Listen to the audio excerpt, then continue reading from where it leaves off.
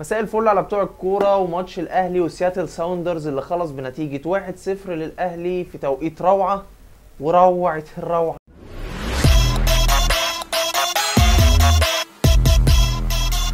ابتدى الشوط الاول وكان فيه سلبيه من الفريقين، وكان فيه مشكله واضحه جدا عند النادي الاهلي في الخروج بالكره من تحت، خصوصا ان هم كانوا بيرجعوا الكره لمحمد الشناوي كتير، ومحمد الشناوي الكره في رجله وحشه جدا جدا جدا. الاهلي كان بيحاول يضغط عالي عن طريق حمدي فتحي اللي كان موجود دايما جنب محمود كهربا الفيرود، بس المشكله ان احنا كنا بنلعب بدون اطراف تماما في وجود طاهر محمد طاهر وبيرسي تاو. ابتدى الشوط الثاني والاستحواذ كان احسن كتير بس بدون خطوره على المرمى تماما، لغايه تغيير طاهر محمد طاهر ونزول محمد مجدي قفشه واحمد عبد القادر اللي غيروا شكل الفرقه تماما، وابتدى يكون فيه خطوره على المرمى لغايه تسديده محمد مجدي قلبي اللي يسجل جول في الوقت الاتي. ندخل في اللقطات ومعانا حاله في الشوط الاول والاهلي مش معاه الكوره، كنت بتلاحظ ان الفرقه كلها تحت الكوره بشكل مبالغ فيه شويه،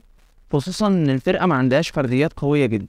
فانا استغربت هل كولر قصده يعمل كده عشان عارف ان الفريق ده هينهار بدني الشوط الثاني، وده فعلا اللي حصل، ولا كان في خوف من اللعيبه، خصوصا ان معظم اللعيبه ما كانش في ادائهم او حالتهم الطبيعيه الشوط الاول. هنا الكره مع احمد عبد القادر من قبل نص الملعب، والميزه باحمد عبد القادر ان هو عنده قرار، بيقدر يروح وما بيخافش، بيروح بوشه يقدر يعدي من 1 و2 و3. المشكله ان هو هنا عدى فعلا من 1 و2 و3 و4 وزي ما انت عايز تقول، بس جت في لقطه المفروض تخرج الكره من رجلك كالعاده، وهنا محمد شريف مش اوفسايد تماما، كان لازم يلعبها لمحمد شريف والمدافع مغطي تماما، لكن احمد عبد القادر كعاده لازم يحط حته زياده من عنده، فالكره فعلا اتكعبلت واتقطعت منه بسهوله. هنا كره الجول مش حابب اتكلم على لقطه الشوطه نفسها اكتر ما حابب اتكلم على اللي قفشه عمله قبل ما الكره توصل. قفشه قدر يمر من واحد، بعد كده لعب ال1-2 مع بيرسي تاو، بعد كده بلمسته اللي عنده، هو عنده كوره على فكره، هو عنده مشاكل بدنيه وعنده مشاكل في بطء والريتم بتاعه، لكن قفشه عنده كوره كويسه جدا جدا، لمس الكوره فنيه عظيمه، وكان نفسي تدخل الاولى دي ما جاتش، بس مكافاه ليه وللاداء اللي عمله ربنا كافئه بالجون عشان يكون النجم الفعلي للماتش. ندخل في التقييمات، واللي عايز يعرف اي احصائيه عن اي لاعب في المباراه يقدر يعمل بوز للفيديو، هيلاقي كل ارقام اللاعب على جنب. الشناوي 6 من 10، بيلعب وحش جدا برجله. علي معلول 7 من 10، محمد عبد المنعم 7 من 10، محمود متولي 8 من 10 اللي تحسه بيلعب ببدله من كتر شياكته، محمد هاني 6 من 10، ديانج كان نجم الشوط الاول لكن الشوط الثاني ما كانش كويس وكان فيه ميس باص كتير 6 من 10، عمرو السوليه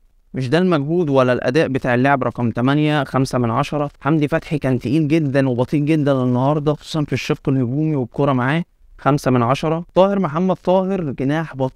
بطيء بيستنى الكوره ما بيعديش واحد على واحد، تقيل